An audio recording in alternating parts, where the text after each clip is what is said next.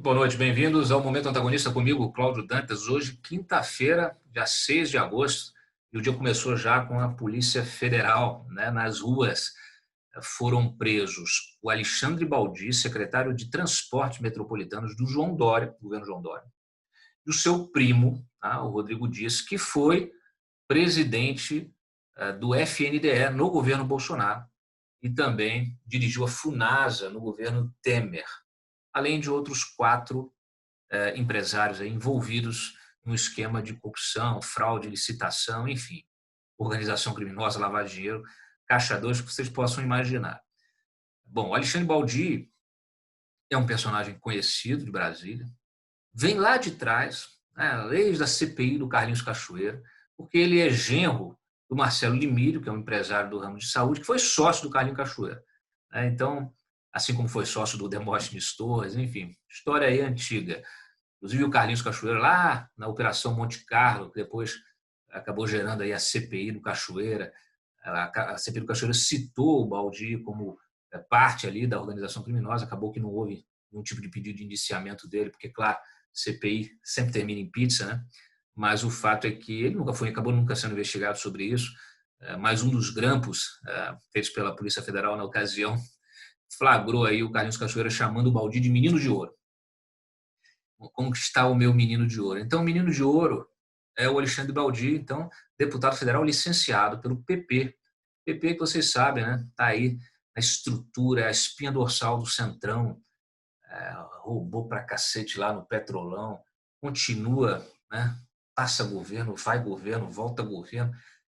Está lá o PP, progressistas. Aliás, é o mesmo PP do Ciro Nogueira, que estava aí abraçado com o Bolsonaro lá no Piauí, né? É o mesmo PP do Arthur Lira, que o Bolsonaro chegou até a apoiar aí para a sucessão do Rodrigo Maia. Aí vocês perguntam, mas, nossa, tantos interesses, tantos partidos, vocês não viram nada.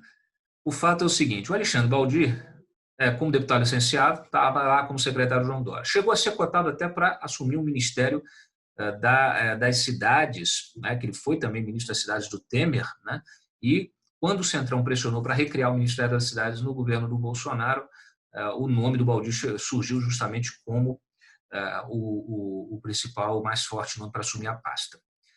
Não assumiu por quê? Porque, obviamente, começaram a levantar, a imprensa caiu em cima, lembrou de rolos anteriores. Eu mesmo publiquei que no finalzinho da gestão do Baldi, ele assinou contratos do Minha Casa Minha Vida, contratos ali cheio de irregularidades, né, que a CGU pegou. Isso aí deu uma confusão, acabou levando à queda do ministro do Desenvolvimento Regional, né? Enfim, história longa. O fato é que, como ele não assumiu o Ministério porque não foi recriado, o Ministério das Cidades, ele indicou então o primo, o Rodrigo Dias, e foi preso junto com ele hoje. Rodrigo Dias, que é um advogado, e que então é apontado pela PF, pelo Ministério Público, como uma espécie de operador dele, né, do Alexandre Baldi. O Alexandre Baldi, então, ele é acusado de pelo menos 3 fatos ali, 3 episódios ilícitos, para cobrança mesmo de propina, para agenciar interesses aí de empresários. Tá? Inclusive, esses empresários associados aí a essa organização social, né, que teve contratos lá no Rio de Janeiro, na época do governo Cabral, naquele esquema que começou a ser destrinchado ali pela operação Fatura Exposta, né, que envolveu o Miguel Skin, né, toda a máfia de próteses, etc. Então, alguns empresários fizeram delação premiada e entregaram então esse esquema envolvendo a ProSaúde, né, com o Alexandre Baldi. O Alexandre Baldi atuou então recebendo propina, recebeu caixa 2, 500 mil para atuar na liberação de uma fatura lá junto ao governo do Goiás. Depois recebeu mais 900 mil para conseguir um contrato, né, desses mesmos empresários com a Funasa, na época que a Funasa justamente era dirigida pelo Rodrigo Dias. Então, o Alexandre Baldi, às vezes, ele não põe a cara. O que ele fazia? Ele colocava o primo. Né? Então, Funasa, que é um lugar que sempre se rouba na Funasa, né? FNDE também. Olha, vou confessar uma coisa para vocês aqui. A minha primeira denúncia como jornalista investigativo na minha carreira foi no FNDE. Isso tem 20 anos. Então, assim, vocês podem imaginar, né? Inclusive na época Eu liguei para o então presidente da FNDE, questionei ele sobre uma determinada licitação e ele me ameaçou de morte. Depois eu fui ver, levantei, era um cara ligado ao SNI, enfim, história antiga, está no passado. O fato é o seguinte, está lá o FNDE de novo, né? FNDE de novo. O fato é que, assim, a gente então tem essa acusação, ele botou o primo na Funasa, recebeu 250 mil, o primo recebeu 250 mil e ele 900 mil. Tentaram direcionar uma licitação para beneficiar uma empresa desse grupo, né? Empresa Vertude, e aí teve uma confusão e tal, a procuradoria do órgão vetou, eles fizeram um acordo então com a Fiocruz, aí até hoje foi preso também um gestor lá da Fiocruz, e acabaram então conseguindo depois um aditivo, conseguiram o contrato, conseguiram o aditivo e deu tudo certo para essa organização criminosa, né, que não deixa de ser uma organização criminosa. Contratinho de 4,5 milhões, né, 4 milhões e meio. O Bretas, que é o juiz que autorizou essa operação, prisão, né, de 6 pessoas, busca e apreensão em 11 endereços, ele disse claro aqui, olha, como se observa, os investigados, desculpa, em tese, desviaram numerários da Fiocruz sem qualquer pudor de estar interferindo em instituição de pesquisa de suma importância para o país. E por aí vai. A decisão a gente publicou também na íntegra, está disponível no site. E aí, gente, a polícia apreendeu, né, nos endereços dos investigados, apreendeu 250, quase 245 mil reais de dinheiro vivo. Na casa do Baldi, por exemplo, tinham 2 cofres. Aqui em Brasília, ele tem residência em Brasília, em São Paulo, em Angra dos Reis. E aí, muito curioso, porque ele, secretário de transporte do Dória, tem 2 dias que pediu licença do cargo. No ano inteiro, nunca tinha feito isso. Resolveu pedir a licença do cargo justamente às vésperas aí da operação da Polícia Federal. Como é que ele foi informado? Curiosamente, a família, que normalmente fica em São Paulo, estava em Angra dos Reis. E ele veio a Brasília nesses dias anteriores à operação. Será que ele destruiu provas? Será que ele deixou ali um dinheirinho nos cofres para quê? Né? Só para chavar, para pegar? Bom, isso tudo os investigadores vão poder verificar. Basta que o acesso a esses computadores, né, não revele, não traga nada demais. Aí começa a coisa a ficar mais sinistra. O fato é que ele acabou recebendo a Polícia Federal logo cedo no seu endereço lá em São Paulo, endereço, aliás, que nós temos vários outros empresários aí enrolados que moram no mesmo endereço, e aí a PF pegou ele, pegou algumas malas, pegou documentos, notebook, etc. E agora vamos aguardar a análise desse material. Então, ao todo aí, né, tanto na casa do primo, como na casa dele, na casa do outro, de algum dos outros investigados, totalizando aí 245 mil reais foram apreendidos. Isso aí é nada, né? Na verdade, ele mesmo, só ele e o primo estão sendo acusados de receber 1 milhão, quase 1,5 milhão, e só em 3 operaçõezinhas, né? A gente vai ver que isso aí é só a ponta do novelo. Aliás, além disso, segundo Bretas, há fortes, né, as investigações indicaram fortes indícios de que ele tenha se utilizado do seu núcleo familiar, da mulher e do sogro, para lavar dinheiro. Tá? Segundo Bretas, esses indícios foram apontados no relatório do COAF. Né? O Bretas fez grandes movimentações de dinheiro entre 2012 e 2017, sem motivação aparente, usando os nomes da mulher e do sogro, o Marcelo Limírio. Marcelo Limírio, justamente, que é o seu sogro, que foi sócio do Carlinhos Cachoeira, né, que chamava aí o Alexandre Baldi de menino de ouro, né, segundo as investigações lá da Monte Carlo, depois geraram a CPI do Cachoeira, etc. E tal. Acabou que ele, né, mesmo citado, não foi investigado, não foi indiciado nem nada, escapou. Né? Sempre aquela blindagem política ali, a gente sabe que CPI sempre termina em pizza. Bom, o Marcelo Limírio, que é fundador da Neoquímica, vendeu depois para Hipermarcas, né, a sua empresa por 1,3 bilhão, né, muita grana. E é isso, ele foi sócio não só do Cachoeira, como também do Demóstenes Torres. O fato é que, entre as movimentações suspeitas apontadas por Bretas em relação ao Alexandre Baldi, está a compra de 1 milhão e 100 mil reais em moeda estrangeira em julho e outubro de 2017. e a compra de um avião British Aircraft, junto com a esposa Luana, por meio de operações suspeitas de empréstimo. Bretas cita ainda a compra de uma casa em Brasília por 7,6 milhões de reais, imóvel que, de acordo com o juiz, não consta da declaração de renda de Baldi nem da mulher, assim como ele não declarou nos seus bens a Receita e nem na Justiça Eleitoral. Bom, parece mesmo que o investigado Alexandre Baldi adotou a prática habitual de cometimento de vários ilícitos penais ao longo dos seguidos cargos públicos que ocupou, e ver que o MPF relata a ocorrência de as condutas delituosas de 2014 a 2018, sendo que nesse período Baldi foi secretário de governo de Goiás, deputado federal, ministro das cidades e atualmente secretário dos transportes metropolitanos de São Paulo. Bom, no fim do dia aí, o governo de São Paulo disse que ele vai se afastar por 30 dias. É um jeito de tirar ele dos holofotes ali para não desgastar tanto o governo do Dória, mas depois, obviamente, ele acabará sendo demitido. Não pode sair também aí escorraçado, porque por causa das relações íntimas que ele tem aí, né, de relação realmente de amizade com o Dória, né, com o Rodrigo Maia. Eles fazem parte aí de um grupo. Inclusive, no Réveillon, passaram juntos em Miami, tiraram foto e vinham numa articulação aí para 2022, fazendo uma série de conversas. Inclusive, tem gente que já está aí acusando o Bolsonaro de ter usado essa operação aí da PF para prender. Eu não acredito nisso, acredito que efetivamente você tem muita coisa errada, né? E é preciso, obviamente, claro, que essas investigações sejam feitas todas dentro da lei. Se tem indício de corrupção, não tem jeito, né? Não tem jeito. De qualquer maneira, a gente vai ficar acompanhando, né, os desdobramentos disso e a fundamentação. A fundamentação. Bom, o que eu posso mais dizer para vocês aqui? Para vocês terem uma ideia,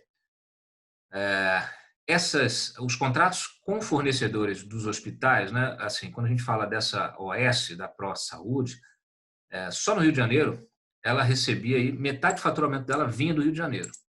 E o faturamento dela saltou de 650 milhões em 2013 para 1 bilhão em 2014 e 1,5 bilhão em 2015.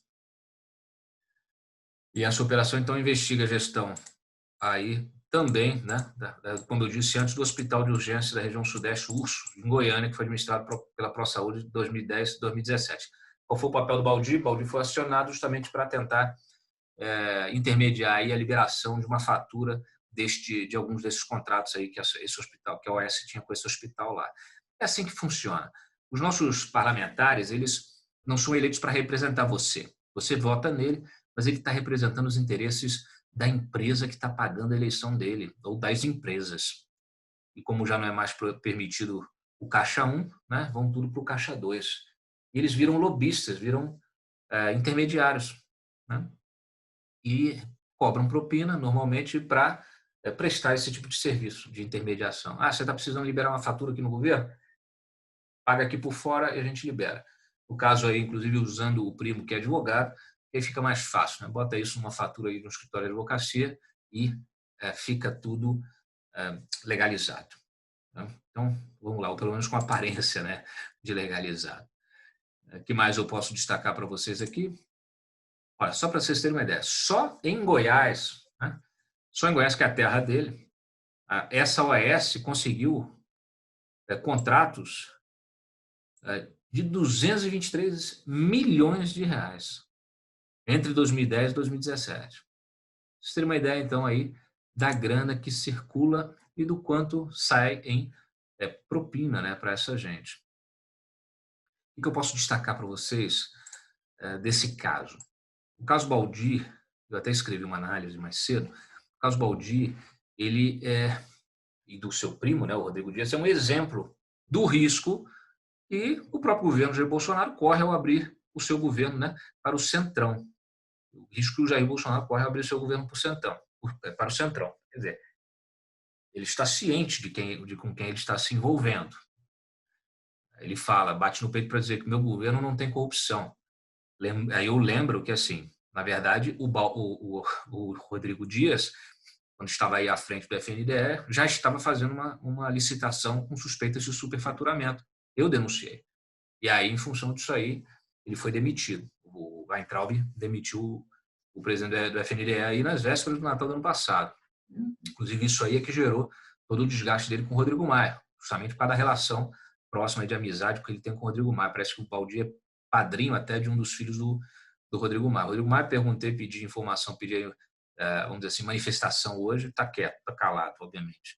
E, então, assim, ele estava pronto ali, assumiu o FNDE, né? Já tinha aí, pelo visto, já cometido ilícitos na Funasa, né? Segundo essa denúncia, e aí estava lá pronto para fazer rolo no FNDE. Então, quando a gente vê Ciro Nogueira indicando gente, Arthur Lira, e todos os outros partidos, né? Partido Valdemar Costa Neto, o PL, ex-PR, e tantos outros, o MDB, né? A gente percebe, a gente vê a coisa acontecendo, a gente vê a coisa acontecendo já lá na frente, né?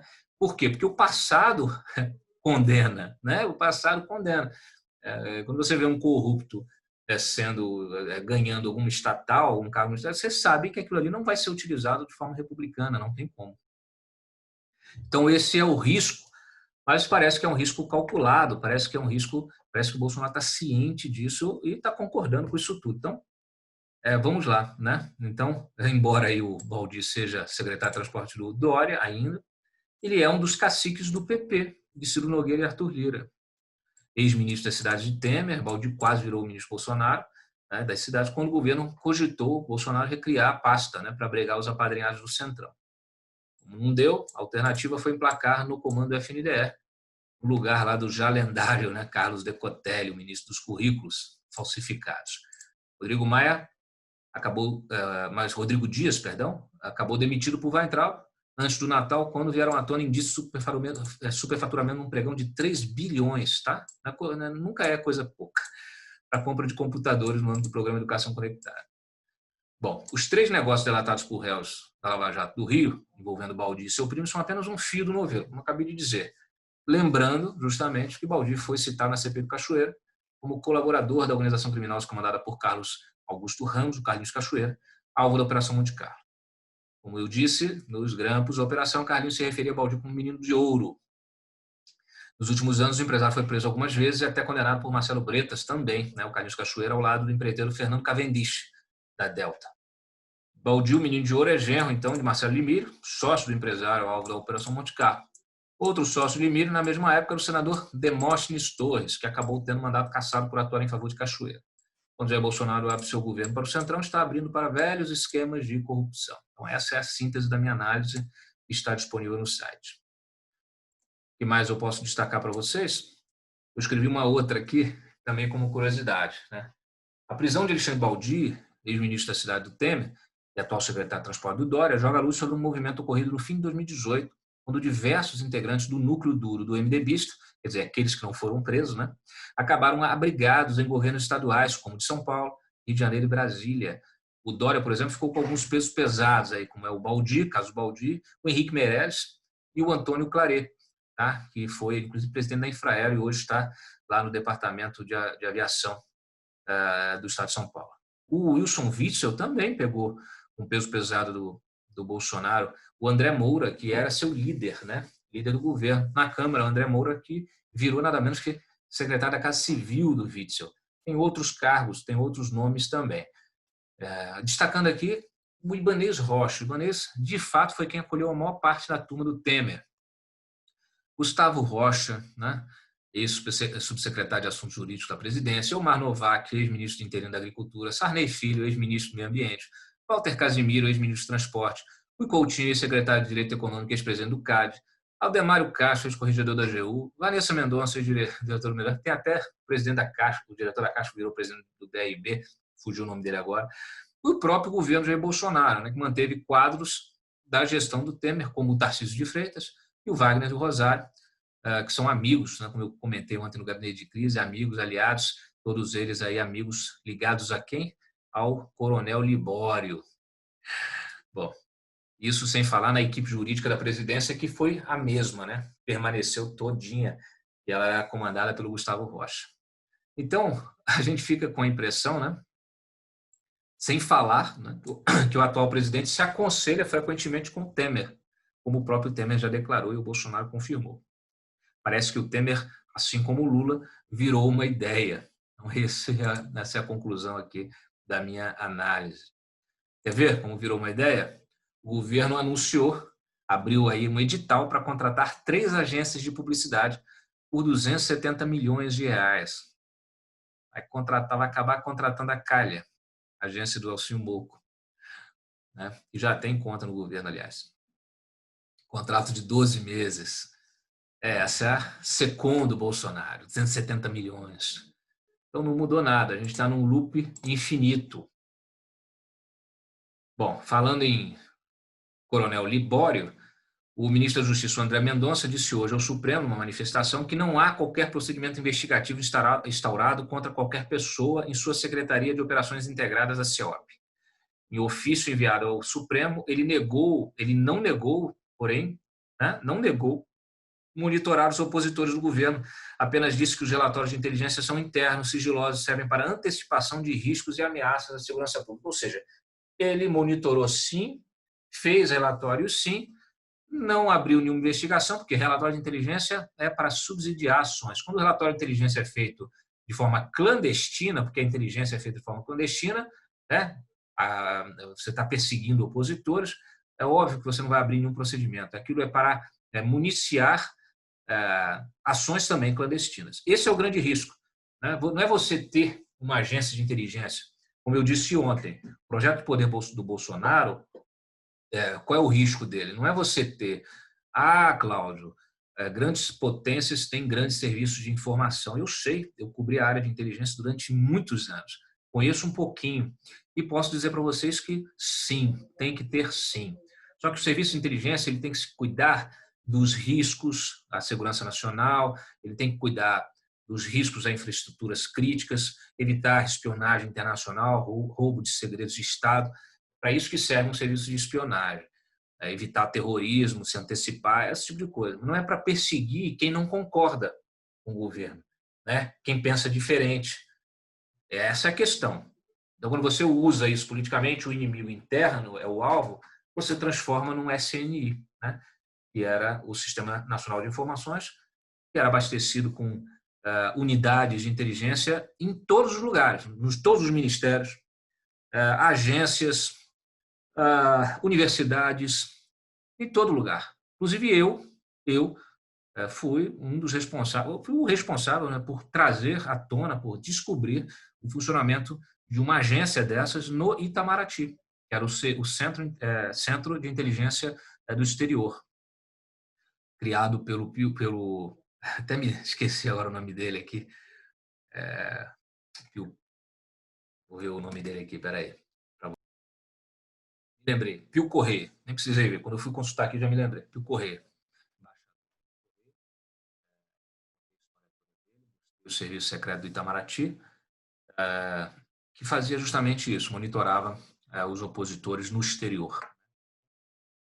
É isso, a gente tem essa obsessão do Bolsonaro, né, esse sonho dele, né, de militarizar tudo e de transformar tudo num grande órgão de monitoramento, né? Então você tem em tudo quanto é lugar, só que tudo isso, cara, é feito à margem da lei, à margem da Constituição. Daqui a pouco você vai estar vendo aí dossiê de fulano, de Beltrano, de jornalista que critica, né? Quando eles não conseguem encontrar nada, eles inventam. Então, esse é o risco, né? De você realmente ter de lidar aí com o autoritarismo, né? Um governo autoritário que não permite oposição, não permite críticas, não permite o pensamento diferente, divergente, né? Mas vamos em frente aqui. Então, Mendonça acabou aí entregando o jogo. Aliás, disse que não ia mandar nada, nenhum relatório para o STF, desses relatórios que ele não fez, né?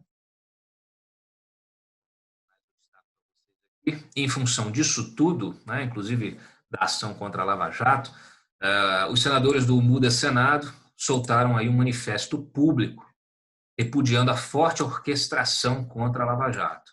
Decisões tomadas no plantão do Judiciário, críticas e ilações descabidas de Augusto Aras mostram um esforço para destruir a credibilidade da força-tarefa. Não cabe ao Procurador-Geral da República o papel de fiscalizar o trabalho dos procuradores, tendo acesso indiscriminado a todo o conteúdo de investigações em curso, violando a independência funcional desses servidores, violando os direitos individuais, inclusive dos investigados. Tal ingerência é inaceitável e compromete o futuro de centenas de investigações em andamento. Senadores também criticaram a perseguição contra Deltan Dallagnol, cuja figura simboliza gigantesco e meritório esforço no efetivo combate à corrupção, vencendo várias as tentativas de imputar condutas inadequadas, até particular no âmbito do CNMP. Infelizmente, ainda sofre forte influência política daqueles que desejam o fim da Lava Jato. Inclusive, quem está com o recurso do Deltan é o Bandeira de Mello, ligado ao Renan Calheiros. Tá? A propósito, a entrevista do Carlos Fernando à íntegra, a gente liberou agora no site para consulta de todos. Primeiro ela foi para os nossos assinantes e agora está disponível para a consulta de todos. Aí é uma entrevista longa, mas muito rica, e ele senta lenha no Aras e nesse esquema todo de controle do Bolsonaro e pede realmente à sociedade que se levante contra esses abusos. Falando em abuso, o Dias Toffoli hoje assinou com o André Mendonça, o Wagner Rosário, o Zé Levi e o José Múcio um tal de acordo de cooperação técnica, nós falamos disso ontem, tirando o Ministério Público Federal das negociações dos acordos de leniência que são fechados com as empresas. Bom, primeiro, esse papel foi assinado aí, não vale nada. Não vale nada. Você não pode regulamentar uma lei com um acordo de cooperação. Então, isso aí, do ponto de vista jurídico, é papel de embrulhar, sabe? Enfim, peixe. Não serve para nada. Agora, é óbvio que eles têm essa ânsia aí de escantear o Ministério Público Federal para poder negociar do jeito que eles quiserem, ter acesso a informações dessas empresas, de investigações contra essas empresas. E, desculpe.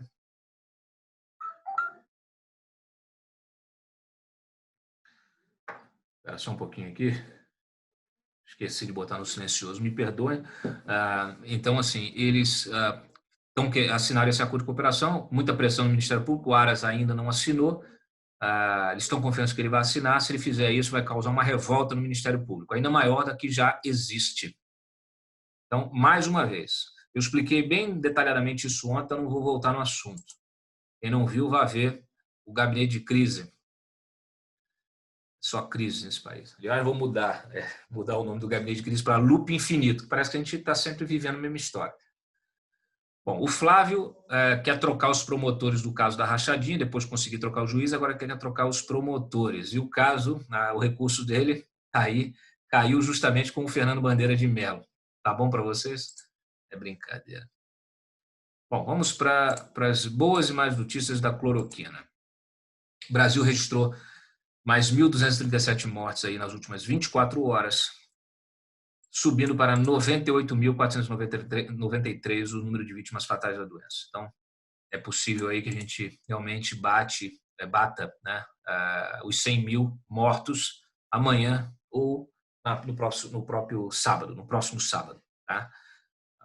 O que eu posso destacar para vocês? Com isso, o Brasil alcançou a França em número de mortes por milhão, ou seja, proporcional, tá? Número de mortes por milhão de habitantes. Igualou-se a França, tá? Uma das nações mais atingidas da Europa, né, pela Covid. Temos agora 463 mortes por milhão, contra 464 daquele país. A diferença é que na França a pandemia está controlada já há 2 meses, enquanto no Brasil continuamos a ter mais de 1.000 óbitos por dia, num platô terrível que o Pazuello diz que está estável, é uma coisa estável, como se fosse estável, um negócio que mata mais de 1.000 pessoas por dia. Quer dizer, um absurdo completo. Né? É intolerável isso aí. Não é possível que as pessoas não se indignem com isso. Né? O Bolsonaro, inclusive, foi aí na live dele falar besteira, apoiar o Pazuello, diz que a cloroquina está dando certo, deu certo para mim, para o Onyx Lorenzoni deu certo, o Jorge Oliveira está tomando, o Newton também deu certo, todo mundo tomou. Várias pessoas do meu ciclo de amizade tomaram. Por que ele não fala, né? Do corticoide que ele tomou, que deixou ele inchado daquele jeito. Porque não foi ozônio, né? Não foi ozônio. Eu imagino que não tenha sido ozônio. Para inchar a cabeça, deve ter sido corticoide. Né? Pareceu bem redondo assim. A cloroquina não causa isso. Mas isso ele não explica. E, pelo menos, né, o governo assinou, e o Bolsonaro assinou hoje um MP para liberar 1,9 bi para a encomenda de 100 milhões de doses da vacina. Aliás, falei disso, estava cobrando isso na semana passada. A gente aqui assinando acordo, pacto, não sei o que, acompanhando e os outros países comprando. É a gente gastando dinheiro com bobagem, alimentando esses esquemas de corrupção regionais e deixando passar o bonde da história da vacina. Pelo menos as críticas dão resultado, né, para essa questão, ao menos, né? Então, tá aí, 1,9, a maior parte, 1,3 bi, vai para pagamentos ao laboratório AstraZeneca, pela encomenda tecnológica. A Fiocruz receberá o restante do investimento, 522 milhões, para o processamento final da vacina e 95,6 milhões para a absorção da tecnologia de produção. Bom, então, vamos aí acompanhar também, já que temos várias possibilidades, várias vacinas aí sendo negociadas. É isso, minha gente. Muito obrigado aí pela audiência de vocês sempre, o carinho no compartilhamento desse vídeo, nas curtidas, na interação. Tudo isso aumenta o nosso alcance e a nossa relevância no YouTube, retroalimentando aí essa nossa corrente do bem, né, que a gente consegue alcançar um número cada vez maior, levando o nosso jornalismo independente, sem peso, né, financiado por vocês, né, não é por verba pública. A gente não recebe, a gente é contra 270 milhões, não tinha que ter nem 1 milhão, né, para veículo de comunicação. Não tinham que gastar nada, nem para blogueiro, nem nada disso. Mas não, por quê? Porque é o dinheiro seu, meu, né, o dinheiro nosso do pagador de imposto que está financiando essa gente. Eu não sou sócio dessa gente, você não é. Né? Então, é o que acontece com as estatais também. Enfim, é sempre o uso aí da máquina, né, em benefício próprio. Então, por isso, lembro sempre, não deixem de assinar o Antagonista Mais, temos um combo também, né? Vamos colocar um tutorial aí para facilitar quem está tendo dificuldade, quem está cobrando boleto, nós já estamos providenciando essa ferramenta para que você possa, pelo boleto, se tornar assinante, e já estamos verificando uma possibilidade também de quem está fora do país assinar. Muita gente pedindo também, então venha para nossa comunidade antagonista, torne-se um antagonista também e receba o melhor conteúdo, mais ágil conteúdo, mais qualificado conteúdo de jornalismo político do país, tá? Tendo acesso aí, primeiro você passa a acessar as notícias sem publicidade, sem nada para encher o teu saco. Depois que você passa a ter esse tipo de conversa direta comigo, com o Diogo Mainardi, com o Mário Sabino, nos nossos podcasts, né? Com os nossos repórteres, matérias exclusivas em primeira mão. Então, estou vendo aí muita gente entrando na nossa comunidade, virando assinante. Eu agradeço, me deem feedback de como estão os serviços, tá? A gente está sempre ajustando e melhorando. Então, o que acontecer, vocês, por favor, me informem, deixe seu comentário aqui, me mande uma DM que a gente resolve, tá bom? Então, muito obrigado e a gente se vê amanhã no Gabinete de Crise. Tchau.